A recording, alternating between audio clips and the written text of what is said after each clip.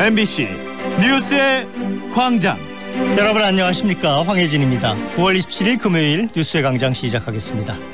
오늘 아침 주요 뉴스입니다. 인천시 강화군에서만 아프리카 돼지열병 확진 판정이 모두 4건이 나오면서 확진 건수가 총 8건으로 늘었습니다. 폼페이오 미국 국무장관은 북한과의 실무협상 일정을 9월 중에는 잡지 못했다고 밝혔습니다. 조국 법무부 장관이 자택을 압수수색 중인 검사와 전화통화를 한 사실을 놓고 자유한국당은 수사 개입이라며 탄핵을 추진하기로 했습니다. 오늘 새벽 인천에서 화물차 등 5대가 잇따라 충돌해 60대 부부가 숨졌습니다. 교육부가 서울대 등 학생부 종합전형 비율이 높은 대학 13곳에 대해 실태 조사를 합니다. 뉴스의 광장 잠시 뒤 계속됩니다. 질병의 고통을 멀리합니다. 생명의 소중함을 추구합니다. 이름을 알리기보다 품질을 앞세우며 전문 의약품 개발에 땀 흘려온 환인제약. 당신 곁에는 언제나 환인제약이 있습니다. 중소기업은 대기업이 부러웠습니다. 그들의 자금력, 인력, 정보력, 이런 것 없이 사업한다는 게 어디 쉬운 일이었을까요? 중소기업 사장님들, 이제 박스를 여십시오. 디지털 경영 지원 플랫폼 박스. 기업 해볼만 하실 겁니다. IBK 기업은행. 뉴스의 광장 첫 소식입니다. 아프리카 돼지열병이 발생한 지 열흘째인데요. 확진 판정을 받은 농가가 8곳으로 늘었습니다. 특히 최근 나흘간 강화도에서만 집중적으로 모두 4건의 아프리카 돼지열병 확진 사례가 나왔습니다. 임소정 기자가 보도합니다. 농림축산식품부는 인천시 강화군 강화읍에서 발생한 의심 사례에 대해 정밀 검사를 진행한 결과 아프리카 돼지열병 확진 판정이 나왔다고 밝혔습니다. 어제 오전 강화군 성모도에서도 확진 판정이 나오면서 아프리카 돼지열병이 국내에 상륙한 지 열흘 만에 확진 건수가 모두 8건으로 늘었습니다. 어제 하루만 해도 의심 신고가 4건이나 접수되는 등 발병 의심 신고도 잇따르고 있습니다. 4건 중 경기도 양주시 은현면과 연천군 청산면 사례는 음성 판정이 났고, 저녁에 추가로 신고된 경기도 양주시 은현면과 강화군 하전면에 대해서는 정밀 검사가 진행 중입니다. 특히 강화도는 벌써 4번이나 확진 판정이 나온 데다 본섬이 아닌 성모도까지 번진 상황이어서 확산 속도가 빨라지고 있는 것 아니냐는 우려가 커지고 있습니다. 하지만 감염 경로는 아직 안개 속입니다. 성모도는 폐업한 농장으로 사료나 분뇨 차량이 오가지 않은 것으로 보이고, 본섬과 연결되는 다리 하나가 있지만 어떻게 병이 전파됐는지 답을 찾지 못하는 상황입니다. 환경부가 감염 경로로 알려진 전국의 야생 멧돼지 1000여 마리를 조사한 결과에서도 ASF 바이러스는 검출되지 않았습니다. 정부는 어제 정오로 종료될 예정이었던 전국 48시간 돼지 이동 중지 명령을 한 차례 더 연장해 28일 정오까지 이동을 통제하기로 했습니다. 이와 함께 경기 북부 권역의 축산 차량도 이동을 금지하고 경기 북부를 지나는 임진강 등 하천에 대한 검사도 진행하고 있습니다. MBC 뉴스 임수정입니다. 폼페이오 미국 국무장관이 북한과의 실무협상 일정을 9월 중에 잡지 못했다고 밝혔습니다. 하지만 미국은 언제든지 만날 준비가 돼 있다면서 북한 측에 빨리 협상 테이블에 나오라고 촉구했습니다. 뉴욕에서 여홍규 특파원이 보도합니다. 유엔 총회를 계기로 뉴욕을 방문 중인 폼페이오 미 국무장관은 기자회견에서 가까운 시일 내에 북한과 만날 계획이 있느냐는 질문에 9월 중엔 날짜를 잡지 못했다고 밝혔습니다. 그러면서 미국은 북한과 만날 준비가 돼 있다며 여전히 북측의 답을 기다리고 있다고 말했습니다. 아울러 시한을 못 박진 않았지만 너무 머지않은 시기에 실무협상 일정을 발표할 수 있길 바란다고 말했습니다. 앞서 최선희 북한 외무성 제1부상은 지난 9일 담화를 통해 이달 하순쯤 미국과 대화할 용의가 있다고 밝힌 바 있지만 결국 이달 중 개최는 사실상 무산됐습니다.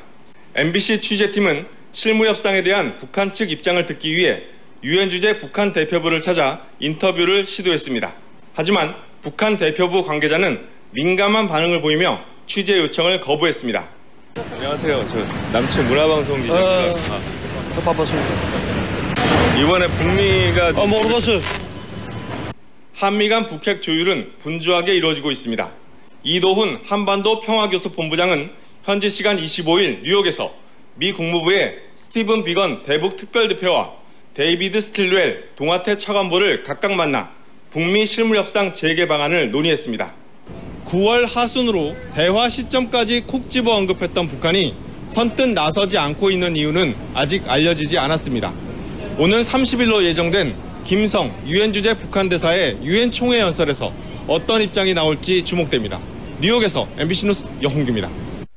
어제 국회 정치 분야 대정부 질문에서 조국 법무장관이 자택을 압수수색하고 있던 검사와 전화통화를 했다는 사실을 시인하자 자유한국당은 수사 개입이라며 탄핵을 추진하기로 했습니다.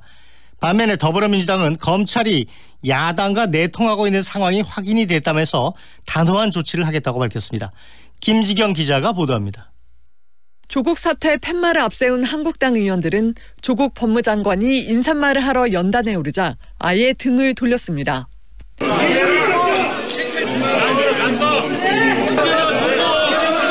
대정부 질문은 조국 청문회 2라운드였습니다. 조국 장관은 자택을 압수수색하던 검찰팀장과 통화했는지 묻는 한국당 주강덕 의원의 질의에 통화 사실을 인정했습니다. 장관의 자택에 들어가서 압수수색을 시작하고 있는 검사수사팀장에게 법무부 장관이 통화를 하면서 이런저런 얘기를 했다. 그 자체는 압수수색팀에 엄청난 압력이고 협박으로 볼 수밖에 없습니다. 그래서 제 처가 옆에 있던 어떤 사람 누군지는 모르겠습니다. 그분을 바꿔줘서 제 처가 심리적으로 너무 불안한 것 같으니까 압수수색을 진행을 하시되 제 처 건강 문제는 좀 챙겨달라 이렇게 말하고 끊었습니다. 그게 전부입니다.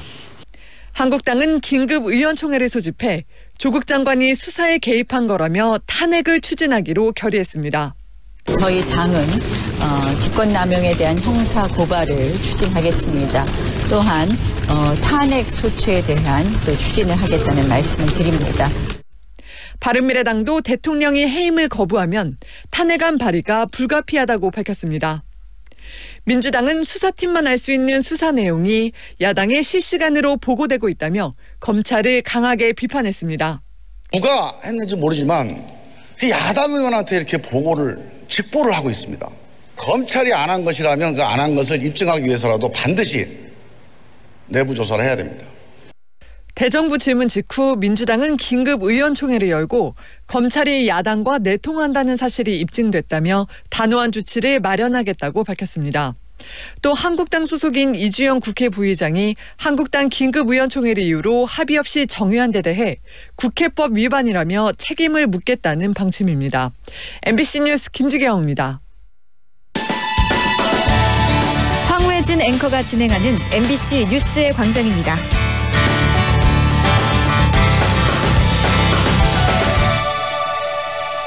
분양가 상한제 확대 시행을 앞두고 전국 아파트값이 47주 만에 상승으로 전환했습니다. 특히 서울 아파트값은 13주 연속 오름세를 보이고 있는데요. 상승세가 좀 가파라졌습니다. 이 시간에는 KB국민은행 박원갑 부동산 수석 전문위원 연결해서 짚어보겠습니다. 위원님 안녕하세요. 네, 안녕하십니까. 서울 아파트값 상승률이 일주일 만에 다시 2배로 뛰었는데 1년 만에 가장 높은 상승률이라고 하는데요. 왜 다시 이렇게 오르고 있습니까? 일단은 시중금리가 더 낮아질 것이라는 과도한 기대가 있고요. 그리고 이제 가을 사철이 겹쳐 있고 지방에 이제 상경 투자라고 그러죠. 서울로 가서 이제 아파트를 사는 경우, 그리고 분양가 상한제를 이제 시행을 하면은 공급 부족이 이제 생길지 모른다는 그 막연한 우려들이 작용한 것으로 분석이 되는데, 특히 공급 부족이라는 이게 굉장히 그 무주택자들이나 실수요자들의 불안 심리를 자극을 하고 있다 이렇게 볼 수 있고요. 실제로 분양가 상한제는 아직 확정된 게 없기 때문에 실체가 있다 이렇게 볼 수는 없거든요. 이 막연한 불안감이라고 볼 수가 있는데, 이러다 보니까 이 상한제 관련해서 이제 대책이 발표가 됐을 때 과거 같으면은 이 정도 악재면은 재건축 가격이 많이 떨어지거든요. 최근에 시세를 보면은 거의 떨어진 것도 없고 오히려 발표 이전 수준으로 되돌아간 걸 보면은 지금 전반적으로 상한제에 대한 어떤 그런 걱정들이 팽배해 있다 이렇게 보시면 될 것 같습니다. 전세 시장 한번 볼까요? 지난주 0.04% 상승했던 게 이번 주에는 0.05%로 조금 폭이 더 커졌는데 이 전세가 상승도 분양가 상한제 영향이 있는 걸로 봐야 됩니까? 일부 정도 보시면 될 거예요. 예. 왜냐면은 전세 눌러앉기가 많아진다. 아무래도 이제 시세 차이 클 수가 있으니까 그죠. 이왕이면은 기존 집 사지 말고 전세로 이제 눌러 앉겠다. 그런 수요들이 생기면은 전세 가격이 오를 수 있는데 이거 외에도 지금 저금리도 영향을 주죠. 왜냐면은 은행에 이제 그 전세 보증금을 받아서 이제 맡길 거 아니에요. 그죠? 네, 그러면 금리가 낮아지면 아무래도 보증금을 인상하고 싶은 경향도 있을 거고 뭐 재건축 철거 유수요도 있고요. 또 네. 계절적으로 또 성수기라는 점도 있긴 하지만 저는 뭐 그렇게 크게 오르기는 힘들지 않을까. 왜냐면은 올해 아파트 입주 물량이 39만 6천 가구 정도가 되는데 뭐 지난해보다는 약간 줄었지만 예년에 보통 보면 30만 가구 정도 입주 물량 감안해 보면은 예. 그래도 많다. 네. 서울도 올해 11년 만에 가장 많은 4만 3천 가구가 입주를 하기 때문에 네. 이사철이 끝나면 큰 정책적인 이런 변동 있지 않습니까? 예. 전월세 상한제라든지 계약갱신 청구권이나 이런 변동 요인만 없다면은 그렇게까지 크게 오르기는 힘들다 이렇게 예상을 해보고 있습니다. 그리고 다른 뉴스 한번 짚어보면 최근에 고가 아파트 10개 단지 청약 당첨자를 보니까 30대가 굉장히 많았다. 서울뿐 아니고 경기, 인천까지 30대 당첨자가 40%를 넘었는데 대다수가 일반 공급에서 당첨됐고요. 이거는 어떻게 봐야 되는 현상인가요? 이게 그 최근 자료입니다. 그러니까 지난해 9월부터 올 7월까지 이제 서울 아파트 고가 분양 10순위 이렇게 해보니까요. 네. 말씀하신 것처럼 30대들이 분양을 많이 받아요. 근데 30대들은 부양 가족도 별로 없고 무주택 기간도 오래되지 않은데 어떻게 당첨이 됐느냐. 예. 저도 좀 아리송한 것 같아요. 근데 어쨌든 결과론적으로 본다면은 커트라인이 그렇게 높지 않았다고도 볼 수 있을 것 같고요. 왜냐면은 4인 가족이 만들 수 있는 최대의 청약 가점이 69점입니다. 네. 근데 거의 당첨이 50점 후반 67점 이렇게 되고 있잖아요. 그러면 어쨌든 막상 이제 그 당첨 커트라인은 그렇게 높지 않았다고 일단 그렇게 해석할 수밖에 없다. 특히 요새 줍줍이라고 있지 않습니까? 네. 죽고 또 죽는다. 무순위 청약도 현금부자들. 네. 예, 절반이 20, 30대예요. 예. 그래서 저는 이제 그 소비자 입장에서 좀 생각해 볼 수 있는 게 이게 부의 대물림 이런 얘기가 나올 수 있거든요. 네. 근데 나중에 이게 자금 출처 대상이 될 가능성이 굉장히 높다. 조사 대상, 네, 세무서나. 그렇죠. 투기 과열지구에서는 분양가 3억 원이 넘었으면은 자금 조달 계획서를 내야 돼요. 그래서 나중에 물론 이제 증여세를 제대로 내면은 관계없겠지만 예. 이게 나중에 자금 어떤 조달 부분에 대해서 조사를 받을 가능성이 굉장히 높기 때문에 이 당첨보다는 자금 계획이 더 중요할 수 있다. 예, 이런 말씀을 드립니다. 네, 잘 들었습니다. 지금까지 박원갑 KB국민은행 부동산 수석 전문위원이었습니다. 위원님 고맙습니다. 네, 고맙습니다. 네, 다음 뉴스입니다. 교육부가 서울대 등 학생부 종합전형 비율이 높은 대학 13곳에 대해서 실태 조사를 한 뒤에 오는 11월 대입지도 공정성 강화하는 방안을 발표하겠다고 했습니다. 조효정 기자가 보도합니다. 교육부는 학생부 종합전형에 대한 불신을 해소하기 위해 부모의 경제력과 정보력에 따라 자녀의 스펙이 만들어지는 부분부터 먼저 개선하겠다고 밝혔습니다. 학생부의 비교과 영역, 자기소개서 등 현재의 대학 입시 제도 내에서 부모의 힘이 크게 미치는 부분은 과감하게 개선할 것입니다. 이를 위해 일단 입시 전형에서 학종의 비중이 높고 특목고 자사고 출신이 많은 서울대 등 13개 대학에 대해 다음 달 말까지 학생부 종합전형 실태조사도 실시할 계획입니다. 소논문 등 기재가 금지된 사항이 평가됐는지, 고교 등급제를 반영하는지, 내신과 비교과 영역, 면접 등 요소별 반영 비율을 적절히 지켰는지 등이 평가될 전망입니다. 교육부는 이 과정에서 입시 비리 가능성이 포착되거나 제보가 접수되는 대학에 대해서는 특별감사도 실시할 예정이라고 밝혔습니다. 자율, 동아리, 봉사, 진로활동 등 학생부의 이른바 자동봉진 폐지 여부도 검토하기로 했습니다. 자동봉진 같은 학생부 비교과 영역과 자기소개서를 포함한 학생부 종합전형은 상위권 몰아주기와 부모와 사교육의 개입이 커 금수저 전형으로 비판받아왔습니다. 교육부는 구체적인 대입제도 공정성 강화 방안도 11월 중 발표한다는 계획입니다. 하지만 이번 논의엔 수능을 중심으로 한 정시 확대 여부나 특목고 자사고 폐지 등 공정성 논란의 핵심 문제들은 빠져 있어 반쪽짜리 대책이 될 거란 지적도 나옵니다. MBC 뉴스 조유정입니다. 간추린 뉴스 연민주 리포터가 전해드립니다. 조국 법무부 장관의 동생 조모 씨와 조 씨의 전 부인이 웅동학원 위장소송 의혹 등에 대해 검찰 조사를 받은 뒤 오늘 새벽 귀가했습니다. 서울중앙지검 특수 2부는 조 씨와 조 씨의 전 부인을 불러 지난 2006년 웅동학원을 상대로 50억 원대의 공사비 청구 소송을 제기한 과정과 실제로 공사가 이루어졌는지 등을 13시간 넘게 조사했습니다. 오늘 새벽 0시쯤 인천 만수동 서창분기점 진입로 인근 도로에서 1톤 화물차가 앞서가던 차량을 추돌하면서 차량 5대가 연이어 부딪혔습니다. 이 사고로 트럭에 타고 있던 62살 김모 씨 등 2명이 숨지고 피해 차량 운전자 등 4명이 다쳤습니다. 경찰은 블랙박스 등을 분석한 결과 김 씨가 졸음운전을 해 사고가 난 것으로 보고 정확한 사고 경위를 조사하고 있습니다. 인도네시아 술라웨시 섬과 파푸아 사이 말루쿠 제도에서 현지 시간 26일 오전 8시 46분쯤 규모 6.5의 강진이 발생해 인근 암본섬 주민 8명이 사망했습니다. 사망자 대부분은 건물이 무너지며 숨졌고 모래를 채취하다 파묻히거나 심장마비로 숨진 사람도 있는 것으로 알려졌습니다. 쓰나미 경보는 발령되지 않았지만 규모 3.0 이상의 여진이 50여 차례 이어지면서 놀란 주민들은 고지대로 긴급 대피했습니다.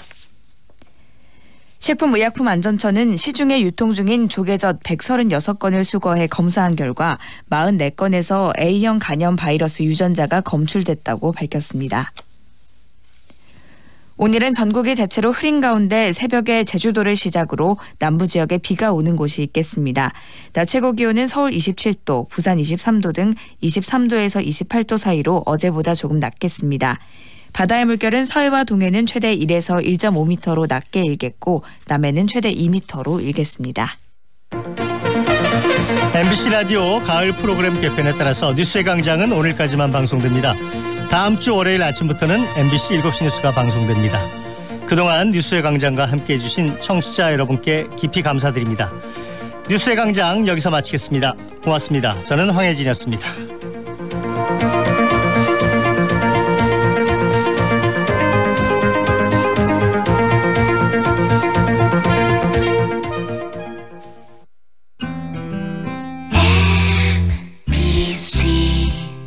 점토벽돌, 친환경, 수질정화, 건축외장재 분야 전문기업 세라코, 광주 전남 유일의 점토벽돌 제조회사 세라코, 창조와 혁신을 선도하는 명문기업 세라코가 건축 분야의 새로운 패러다임을 제시합니다.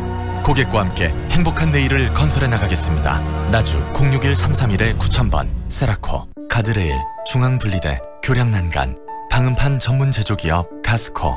전 임직원이 장인정신과 사명감으로 안전한 도로 환경을 만들기 위해 최선을 다하겠습니다. 창조와 혁신을 주도하며 고객에게 신뢰받는 기업 가스코가 해내겠습니다. 화순 061-370-2056. 상무와 수완이 가까운 프리미엄의 중심 무진로 지나리체 리버뷰가 옵니다. 무등산 영산강 특급 조망 원스톱 중심 생활을 누리는 명품 중대형 무진로 지나리체 리버뷰 062-223-0002 진화건설. 낭만 항구 목포를 즐기는 색다른 체험 목포 해상 케이블카. 눈앞에 다도해가 펼쳐지는 황홀한 해상 파노라마. 유달산과 고화도를 잇는 3.2km. 40분간의 짜릿한 즐거움이 시작됩니다. 목포 해상 케이블카. 롯데건설이 시공하는 명품 주거 공간이 여수 웅천에 찾아옵니다. 눈앞에는 아름다운 해변공원, 문 앞에는 드넓은 이순신 공원. 여수 웅천에서도 가장 핫한 자리, 여수 웅천 캐슬 디아트. 10월 기대하셔도 좋습니다. 문의 1566-4330. 지금 시각은 7시 20분입니다.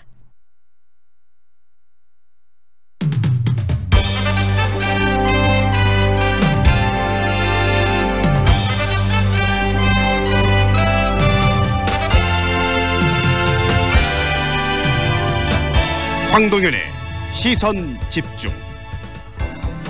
여러분 안녕하십니까? 황동현입니다. 교육부는 학생부 종합전형 개선안을 11월까지 마련하겠다고 밝혔습니다. 이번 조국 법무부 장관 임명 과정에서 자녀에 대한 입학 특혜 논란이 일면서 정부가 직접 대학 입시의 문제점을 찾아 고치겠다고 나선 건데요. 많은 국민들은 학생부 종합전형을 폐지하고 정시를 통해서 학생을 선발해야 한다라고 주장하고 있습니다. 결국 대학의 자유를 바탕으로 한 정성평가로 학생을 선발하는 것에 대한 국민의 믿음이 없다는 이야기입니다. 부모의 돈 그리고 힘이 바로 자녀의 입학 점수에 직접 영향을 준다는 것이 국민 대다수의 생각입니다. 유은혜 교육부총리는 학종에 대한 사회적 불신이 크기 때문에 비교과 영역 폐지 등을 중심으로 해서 학종에 변화를 주겠다고 하지만 이런 방식으로는 현재의 문제의 핵심인 대학의 일방적인 면접관 선정 그리고 서류 전형의 불공정성을 해결할 수 없다는 주장이 또 다수입니다. 눈 가리고 아웅식의 면피용 대안이 아닌 진정한 공정성을 담보할 수 있는 정책을 문재인 정부는 꼭 내놓아야 할 겁니다. 황동인의 시선집중 시작합니다. 오늘은 전국적으로 흐리겠고 남부지방에는 비 소식 있습니다. 광주 전남 지역에는 오전부터 비가 내릴 것으로 보이고요. 비의 양은 많지 않겠습니다. 오늘 한낮 기온이 광주는 28도, 목포가 27도, 대전과 서울이 27도로 예상됩니다. 주말까지 계속해서 흐린 날씨를 보이겠고요. 남부지방에는 주말 내내 비가 내리다 그쳤다 하겠습니다.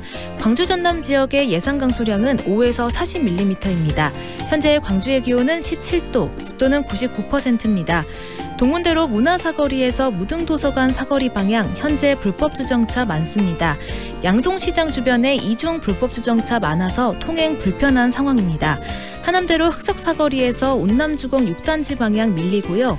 동곡로 운수나들목 교차로에서 평통산단 1번로 입구 방향으로 정체 심합니다. 출근길 안전운행하시기 바랍니다.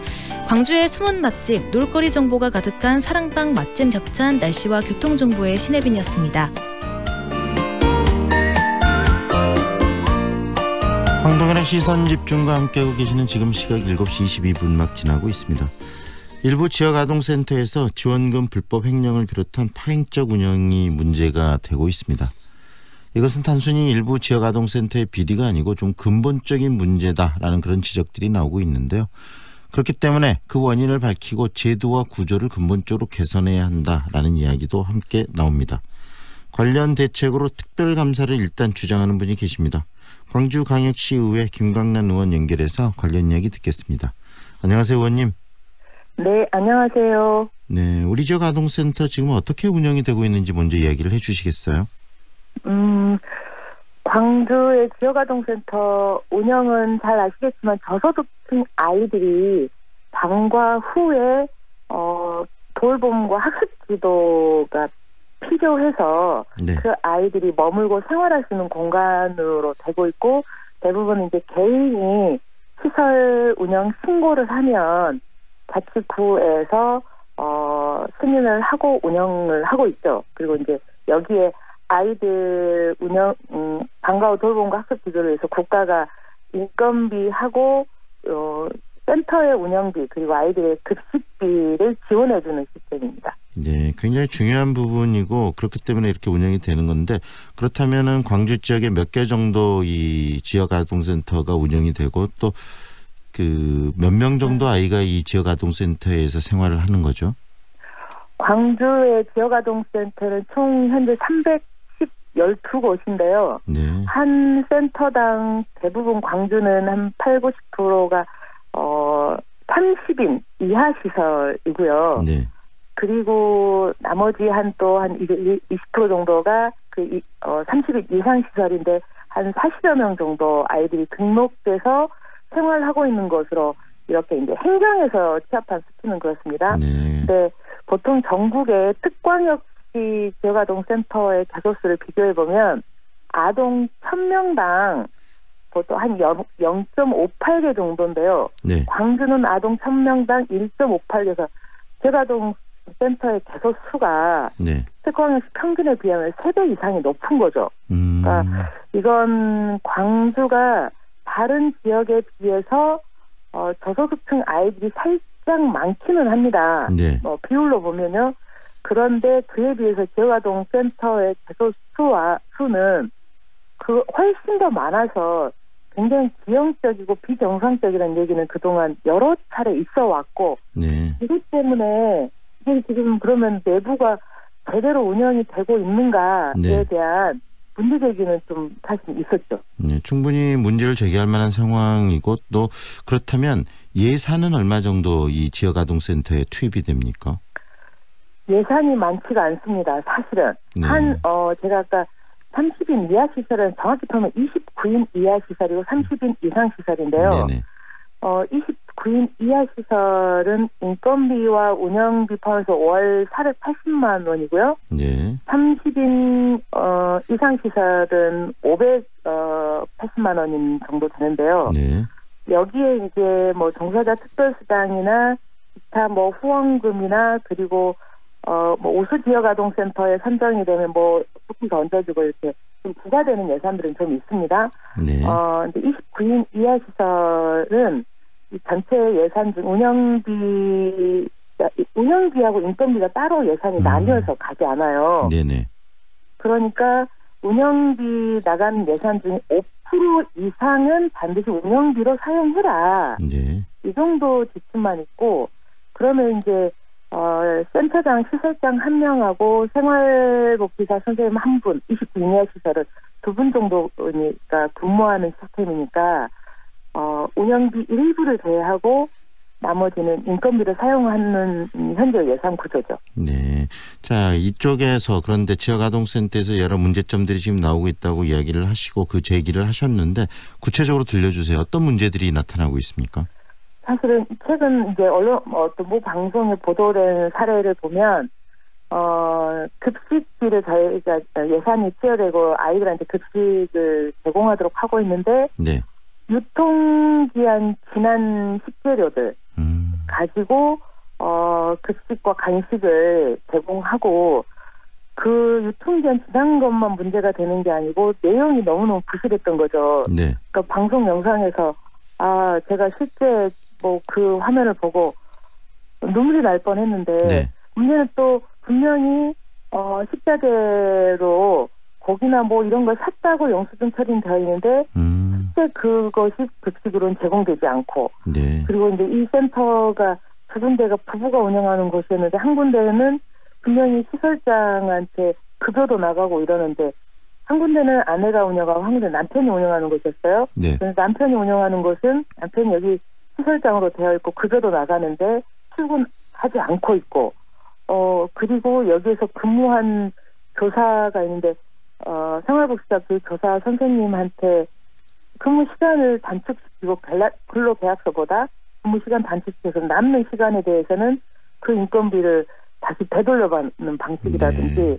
사실 상상을 좀 초월한 사례들이 노골적으로 그렇게 자행되고 있어서 많은 사람들이 어떻게 이럴 수 있나 예산이 넉넉하지 않아서 굉장히 헌신적으로 수고하고 애쓴다고만 생각하고 있었는데 네네. 이게 가능한 거야?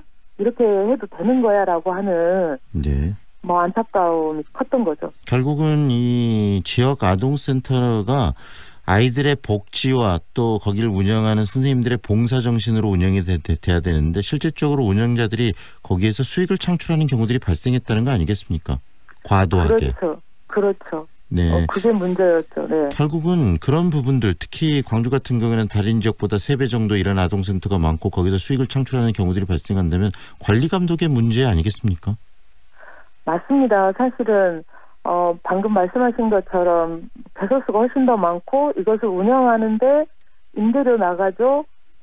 운영하는 과정에서 어쨌든 자기 뭐 인건비나 이런 것을 조금 더 규모를 가져가고 싶어하는 사이에서 이런 문제를 일어나는 거니까 관리 감독의 체계가 명확해야 되는데 1년에 한 번씩 지도 감독이라는 걸 하지만 이건 서류상으로만 하다 보면 네. 사실 이 내부에서 급식 운영 실태가 어떻게 되는지 또 아이들의 위한 프로그램이나 복지 서비스 어떻게 되는지에 대해서 면밀하게 제대로 들여다보는 구조를 갖지 못했고 두 번째는 행정의 이야기를 들어보면 이게 첫 번째는 행정의 지도감독의 시스템이 굉장히 부실했다는 게 문제가 있고요. 네. 두 번째는 실제 지도감독 과정에서 행정처분이나 이런 걸 해야 되는 상황이 발생해도 하기가 애매한 구조가 하나 있어요. 뭐냐면 아동들이 실제 이 센터를 다니고 있거든요. 네. 최근에도 광산구에서 4군데 굉장히 심각한 문제가 발생해서 폐쇄 조치를 명령을 해야겠는데 이 아동들이 갈 곳이 없는 거죠. 결국 피해가 아동들에게 돌아가기 때문에 폐쇄나 강력한 조치를 못하는 그런 안타까움이 발생한다는 말씀이시네요. 그러면 이런 상황에 대비해서 시와 구 자치구에서 행정에서 이 아동들이 갈 수 있고 제대로 케어 돌봄을 받을 수 있는 대체 공간과 대체 인력, 공적 구조를 마련했어야 됐잖아요. 네. 그런 것은 마련하지 않은 채 계속 방법이 없다, 대안이 없다는 식으로 그걸 다시 눈 감아주고 이렇게 온 것이 최근과 같은 사태를 굉장히 키워온 것이 되버렸죠. 네, 일단은 서류적인 허가나 이런 부분들은 지자체에서 이 구청에서 한다고 이야기를 하셨는데요. 그럼 실질적으로 관리 감독도 구청에서 합니까? 아니면은 교육청과 광주시 자치구가 함께하게 돼 있습니까? 관리 감독은? 자치구에서만 하게 되어 있고요. 관리 감독, 그러니까 교육청은 교육청대로 초등학교 교실 내에 방과후는 초등 방과후 돌봄이 있고요. 네. 시구에서 하는 건 재가동센터인데 시가 함께 지도감독을 한다 해도 시가 그걸 개입하지 않았고 그동안 네. 그리고 자치구 신고한 그러니까 운영을 지원하고 있는 자치구가 감독을 하니까 세게 제대로 못하는 거죠. 그래서 절차 지도 감독을 한다든지 방금 말씀하신 것처럼 시와 교육청 자치구가 합동으로 또 여기에 민간 전문가들까지 포함해서 합동으로 관리 감독을 통한 근본적인 뭔가 구조 개선의 문제 때문에 좀 찾아야 된다고 보는 거죠. 그래서 이번에 특별감사를 요구를 하셨고 이 감사를 통해서 결과를 보고 그런 방금 말씀하신 것처럼 구조적인 변화까지 가야 된다는 말씀으로 이해가 되네요. 네, 그렇습니다. 앞으로 관련해서 또 우리 의원님께서 하실 계획이나 이런 게 있으면은 어떤 걸 더 하시겠다는 생각도 말씀도 좀 해주시죠. 재가동센터를 통해서 아동들의 돌봄이 안전하고 이 아동들의 배움과 성장에 도움이 되려면 두 가지 방향이 굉장히 중요하다고 봅니다. 하나는 광주시와 교육청 자치구가 지역별 아동들의 통합 돌봄 체계가 필요한데 다 따로따로 지금 설계가 되어 있습니다. 네. 그래서 정보와 데이터도 공유되지 않고 그러다 보니까 이 빈틈 허술한 틈을 타고 시설을 운영하는 사람들이 자꾸 예산을 다른 방식으로 빼돌리게 되는 악순환이 되고 있어서 아동들의 통합 돌봄 체계 구조 개선을 하나 하는 게 있고요. 네. 그래서 제가 이런 시설을 운영하는 분들이 예산을 자율성을 최대한 보장해서 투명하게 운영할 수 있도록 하고 한 축은 문제가 발생이 되었을 때 엄격한 행정처분, 강력한 처벌 규정을 통해서 내가 제대로 운영하지 않으면 아동들한테도 손해고 나한테도 손해구나 라고 하는 인식을 통해서 실제로 공공적인 운영이 될 수 있는 어떤 인식 기반도 함께 마련해 가기 위해서 이것과 관련해서 현장과 간담회도 하고 좀 여러 가지 좀 살펴보려고 합니다. 네, 정치권에서 꼭 방금 말씀하신 그 문제를 해결을 좀 해주셨으면 하는 생각이 듭니다. 오늘 말씀 여기까지 들을게요. 고맙습니다. 네, 고맙습니다. 지금까지 광주광역시 의회 김광란 의원과 함께했습니다.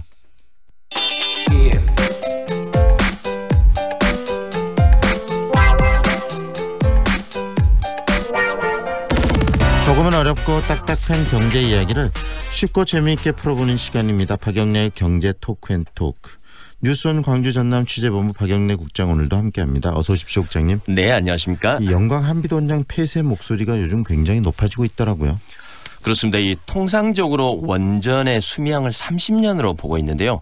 이 예정대로라면 한비도 원전 1호기의 경우는 오는 2025년 이 수명이 만료됩니다. 물론 그렇다고 해서 30년만 사용하고 폐쇄하는 게 아니라 대개 이제 수명 연장에 들어가게 되는데요. 이 문제는 한비도 원전의 경우 각종 사고들이 꾸준히 이어지고 있고 또 지난 5월에는 1호기 열출력 급증 사건이 있었고 네. 또 잘 아시다시피 이 경락 건물 콘크리트 벽에서 대형 구멍들도 수백 개가 발견됐습니다. 이 경락건물 내부 철판은 이 부식되는 등 불안감을 키우고 있는데요. 이 때문에 시민단체 등을 중심으로 이 폐쇄 목소리가 더욱 강해지는 상황입니다. 네, 1호기 재가동을 놓고서도 이 반대 목소리가 높았지 않습니까? 그렇습니다. 이 한수원이 한빛 1호기 재가동을 결정하면서 이 반핵, 탈핵 단체 등은 이에 강하게 반발했는데요. 이 지난 5월이었습니다. 한빛원전 1호기에서는 이게 제어봉, 제어 능력 측정 실험 도중에 이 원자로 열출력이 제한 조치를 초과해서 수동 정지한 사건이 발생했는데요. 이 반핵 단체 등이 이와 관련해서 이 체르노빌 원전 사고에 견줄 만한 위험천만한 사건이었다 이렇게 지적했습니다. 네. 이와 관련 시민단체들은 이 원자력 안전위원회라고 하죠. 원안위가 1호기 사건을 인적 오류로만 규정하면서 재발 방지 대책의 타당성에 대한 충분한 이 검증 과정도 거치지 않고 오직 그 CCTV만 설치하면 이 재가동을 허용하겠다 이렇게 결정했다면서 이는 매우 무책임하고 우려스러운 결정이라고 비판했습니다. 그러면서 이 핵발전소는 아주 사소한 문제라도 원인을 제대로 밝혀내서 내고 이 바로잡지 않으면 결국 중대 사고로 이어질 수 있다 이렇게 우려하고 있습니다. 네, 이 전라남도뿐만이 아니라 이 전라북도 지역사회도 원전 폐쇄 목소리를 높이고 있다면서요? 예, 그렇습니다. 이 전북 정읍지역 시민단체들로 구성된 정읍시민단체 연대회가 최근 그 성명을 발표했는데요. 이 당시 그 한빛 1호기 재가동이 결정된 시점이었습니다. 이 정읍시민들은 한빛 1호기 재가동을 절대 수용할 수 없다면서 이 한빛원전 1, 3, 4호기를 당장 폐쇄하라 이렇게 촉구했습니다. 네. 이 연대회는 이 비상계획 구역에 포함되지 않은 정읍지역은 이 핵발전소 사고 시 방사능 방제 대책이 아예 전무한 상황이다 이렇게 지적했는데요. 네.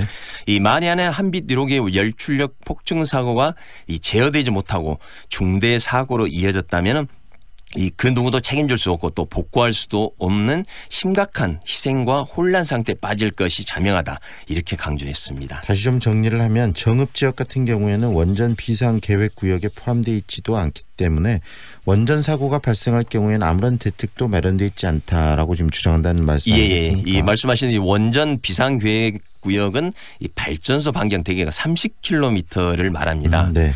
이 핵발전 시설에서 이 방사선 비상이나 방사능 누출 사고가 발생할 경우 이 주민 보호를 위한 비상 대책을 집중적으로 마련하기 위해 설정하는 구역을 말하는데요. 이 사업자인 한수원이 수립해서 이 해당 광역지자체 협의회에 원자력 안전위원회가 최종 승인에 결정합니다.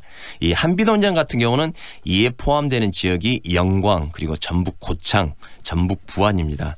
이 때문에 그 정읍지역 주민들은 이 정읍시도 대부분의 지역이 30에서 이 60km 반경 안에 들어 있어서 이 지형 조건이나 또 기후 조건, 이 바람 같은 경우에 의해서 방사능 피해로부터 벗어날 수 없는 상황이다 이렇게 주장하고 있습니다. 네.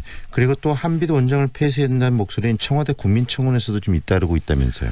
이 연이은 사고와 이 문제 발생으로 한빛 원전의 안전성에 대한 이 불안감이 높아지면서 이 한빛 1호기 재가동을 반대하고 또 3호기와 4호기 폐쇄를 촉구하는 이 청와대 국민청원 진행되고 있습니다. 여기서 이 청원에는 그 핵발전소 사고는 인근 지역 주민들뿐만 아니라 온 국민의 생명과 안전에 직결된 문제라면서 지금 막지 않으면 이 체르노빌이나 또 후쿠시마 이어서 다음은 한국이 될지 모른다 이렇게 우려했는데요. 그러면서 이 한빛 핵발전소 1호기 재가동 결정 철회해라. 그리고 독립된 조사위원회를 구성해서 한빛 1, 3, 4호기 진상조사를 실시해달라. 네. 그리고 안전성을 입증하지 못할 시는 폐쇄해야 된다. 이런 것들을 좀 요구하고 있습니다. 네. 현재 이 한빛원전 가동 상황은 그렇다면 어떻습니까? 이 한빛원전은 모두 그 6호기로 건설돼 있는데요. 이 가운데 현재 1호기, 3호기, 4호기는 계획 예방 정비가 진행되면서 현재 그 가동을 멈춘 상황입니다. 네. 때문에 6개 원자로 가운데 2호기, 5호기, 6호기만 현재 정상 가동 중에 있습니다. 네, 지금 절반만 지금 가동되고 있다는 말씀이신데요. 한빛원전 폐쇄 목소리가 높아진 이유는 여러 심각한 문제들이 지금 잇따라 나타나고 있기 때문인데요. 먼저 이 공급의 문제 계속 지금 나오는 문제 아니겠습니까? 네, 어제도 지적됐습니다. 그 위성곤 더불어민주당 의원이 그 원전 경락 건물 공급 발생 현황 자료를 내놨는데요. 지난 20일 기준으로 국내 원전 경락 건물에서 발견된 공급은 299 245개였습니다. 지난달 31일 기준으로 원전 8곳에서 245개의 공국이 발견됐는데 최근 조사를 통해서 또 50개가 추가로 발견됐습니다.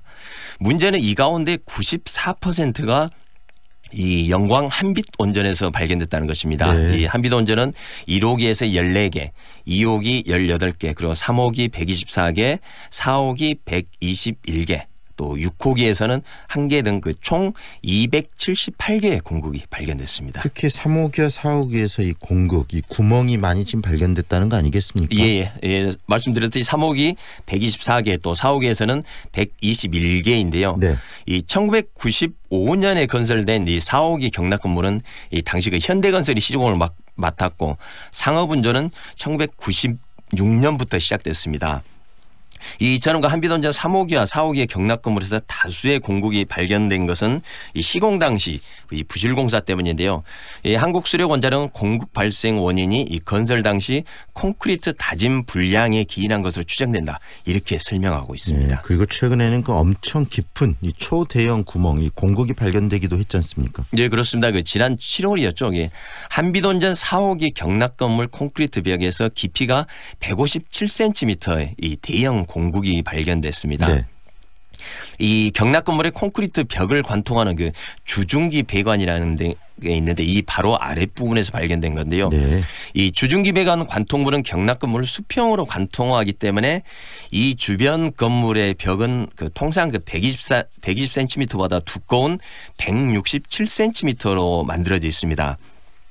이 그 관통부에서 최대 깊이가 157cm인 이 텅 빈 공간이 자리하고 있었던 건데요.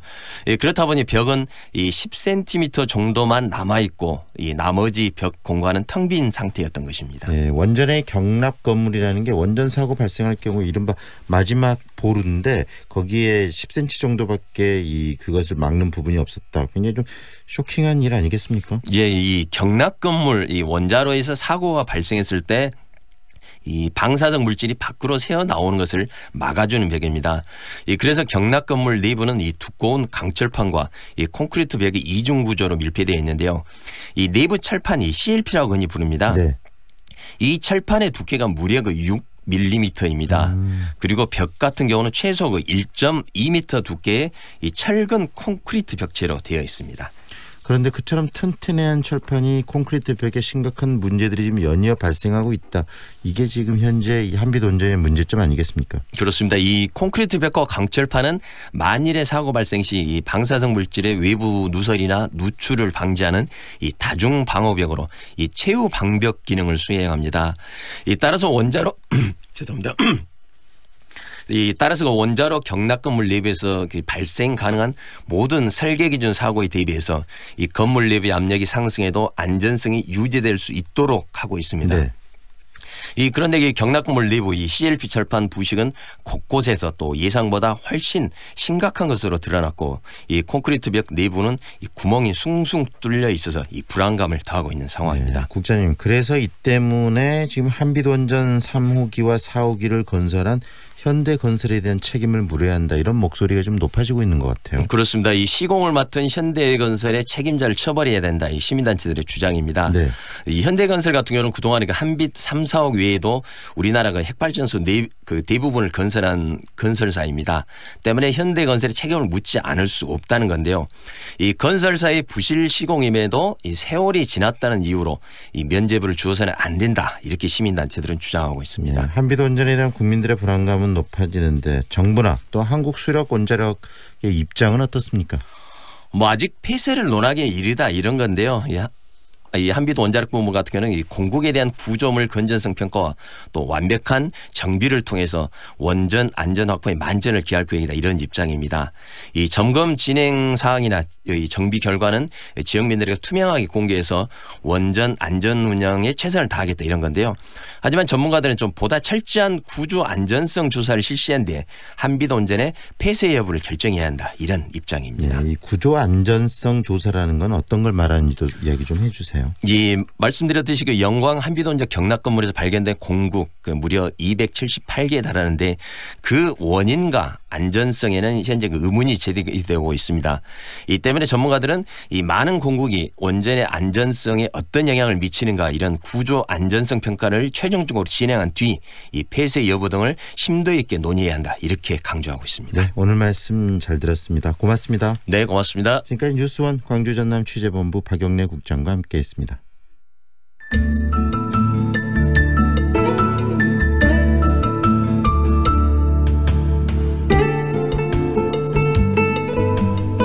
한 주를 마무리하는 금요일인데 오늘 날씨와 다가올 주말 날씨 정리를 하겠습니다.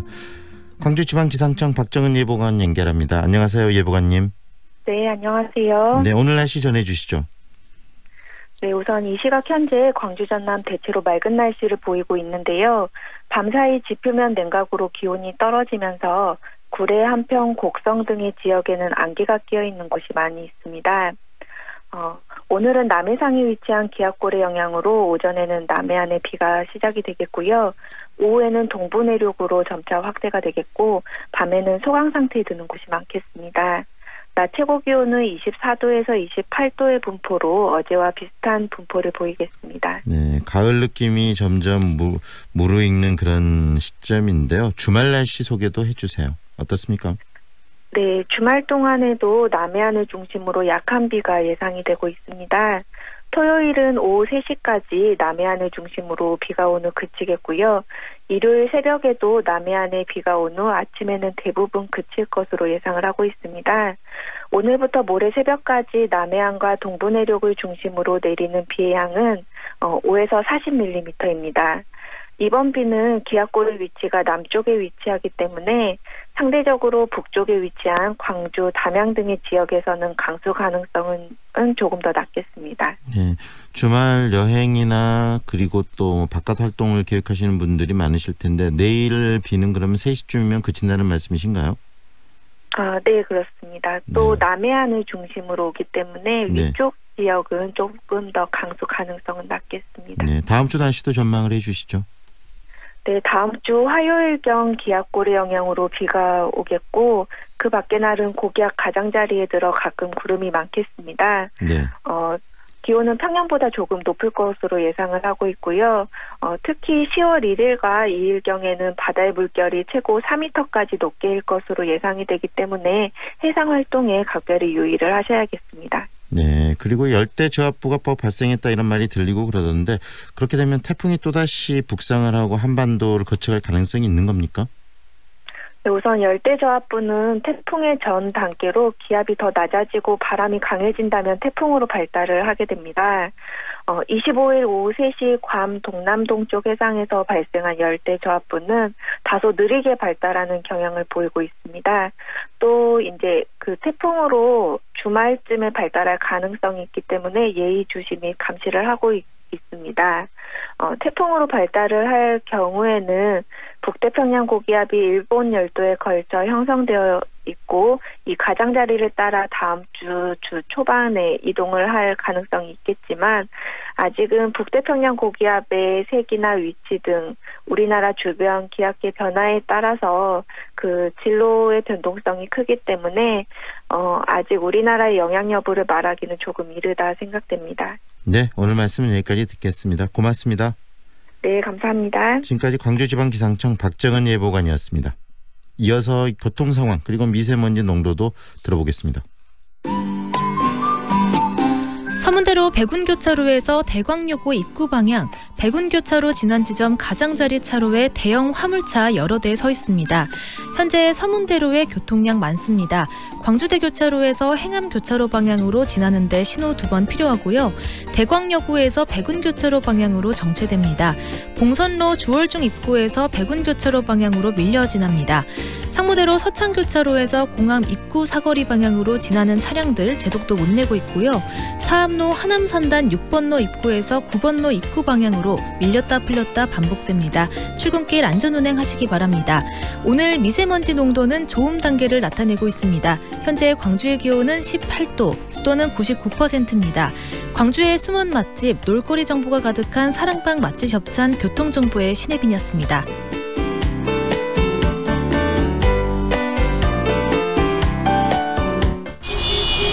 한순간 흥분해서 보복운전을 한다면?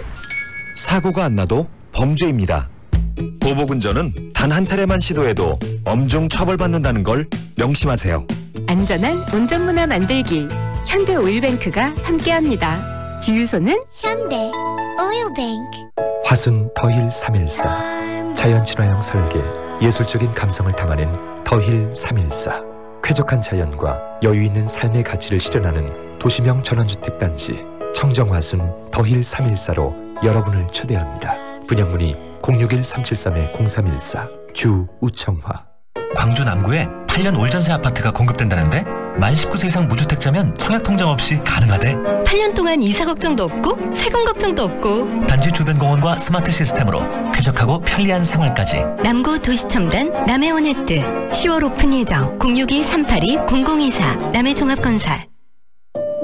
좁은 국토를 효율적으로 활용하여 에너지 영토를 넓혀가는 기업이 있습니다. 탑솔라. 생명의 가치를 높이고 미래의 변화를 준비합니다. 하늘의 태양을 땅의 태양으로. 탑솔라. 안녕하세요. 국제농업박람회 홍보대사 송가인이어라. 2019 국제농업박람회가 전라남도 농업기술원에서 10월 17일부터 27일까지 열립니다. 농업이 바꾸는 새로운 세상 국제농업박람회로 고고! 아따 싸게 가장께. 귀농 귀촌 전라북도에서 답을 찾다. 1:1 맞춤형 상담 정책 주택 농지 귀농귀촌 정보의 모든 것. 9월 27일 28일 양일간 광주 김대중 컨벤션 센터. 귀농귀촌 전라북도에 답이 있습니다. 2019 전라북도 귀농귀촌 상담 홍보전. 안녕하세요. 배우 한은정입니다. 광주의 가장 빛나는 자리에서 누리는 당신의 호텔 같은 삶. 말하는 대로, 생각한 대로, 꿈꾸는 대로. 당신의 삶을 대라수가 동행하겠습니다. 생각을 바꾸는 집, 백운 대라수, 어썸브릿지, 광주 383-7774, 대라수건설. MG 새마을금고 음악회, 인천, 창원, 울산, 공주, 원주, 부산, 제주, 광주, 구미, 전주, 대구, 안산, 청주까지 13개 도시에서 펼쳐지는 새마을금고 최초의 음악회에 여러분의 많은 관심 바랍니다. MG 새마을금고, 가까운 새마을금고에 문의하세요. 전체 관람가. 황동현의 시선집중 1부는 여기까지입니다. 잠시 후 광주 MC 라디오 칼럼 그리고 아침 종합뉴스가 이어지고요. 황동현의 시선집중 2부와 3부는 8시 10분 다시 청취자 여러분과 함께하겠습니다.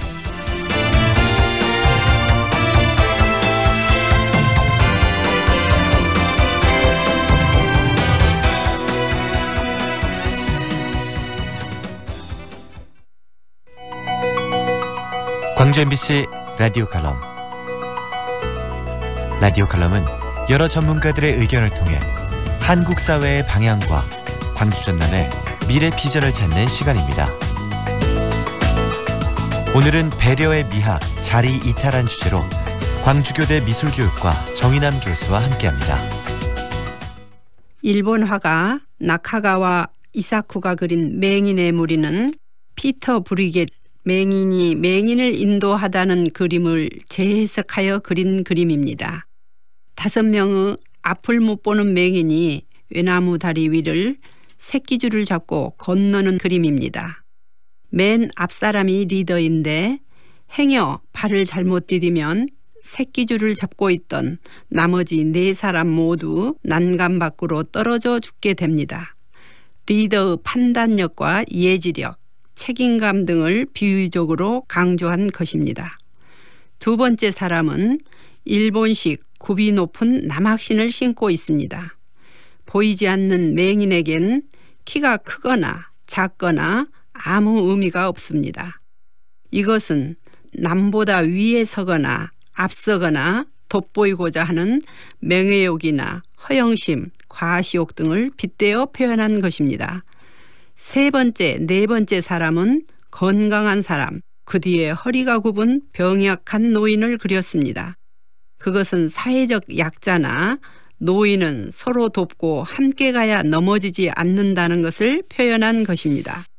5번째, 마지막 사람은 앞서가는 4사람을 위해 높이 횃불을 들고 비춰주는 모습을 그렸습니다. 앞이 안 보이는 맹인에겐 빛을 비추나 안 비추나 안 보이는 것은 마찬가지입니다. 타인을 위한 배려의 마음을 상징적으로 표현한 것입니다. 맹인의 무리에서 외나무다리 난간 위에 서 있는 사람은 서로 각각의 역할과 다른 능력이 있지만 누구 한 사람이라도 자칫 잘못하면 모두 난간 밖으로 떨어지게 됩니다. 어느 한 사람 중요하지 않는 사람이 없으나 오늘날 이기적이고 개인주의가 팽배한 혼돈의 상황에서 맨 앞사람, 리더의 중요성과 맨 뒷사람, 배려의 미학이 무엇보다 중요한 부분이 아닐까 강조하여 봅니다. 호텔 사업가 칩 콜리는 가치 있는 삶의 계산 방식을 이야기하면서 성공이란 개인의 가치관의 문제라고 하였습니다. 인간의 행복이나 만족감은 자신을 채우는 것도 중요하지만 자리리타처럼 타인을 통해서 얻는 만족이 더 큰 행복감을 주는 것이 아닐까 자문하여 봅니다. 개인적으로 가을을 느끼게 되는 요즘이 가장 쓸쓸합니다. 벌써 1년이 지나 가버렸구나. 번뜩 무력감을 느끼기도 합니다. 그 바뀌는 계절에 배려의 미학을 떠올리며 행복한 미소를 짓는 사람들의 모습을 떠올려 봅니다. 훌륭한 리더와 배려의 미학을 실천하고 있을 그들 누군가가 그리워지는 계절입니다. 정인남 교수는 전라남도 건축심의위원을 역임했고 현재 대단미술관 관장으로 재직하며 차별화된 지역문화 형성과 농어촌 및 실버 세대의 새로운 출구 찾기를 위해 노력하고 있습니다.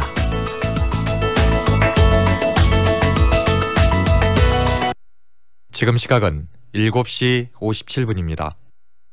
서민 전용 대출 햇살런. 창업자금 최고 5천만 원, 운영자금 최고 2천만 원, 생계자금 최고 1,000만 원. 신용등급 6에서 10등급 자영업자, 근로자 또는 저소득 기초생활수급자까지 서민 전문 대출 햇살런도 광주 문화신협에서. 광주 266-4150. 한순간 흥분해서 보복운전을 한다면? 사고가 안 나도 범죄입니다. 보복운전은 단 한 차례만 시도해도 엄중 처벌받는다는 걸 명심하세요. 안전한 운전문화 만들기 현대오일뱅크가 함께합니다. 주유소는 현대 오일뱅크. 무더위를 날릴 시원한 소식을 전합니다.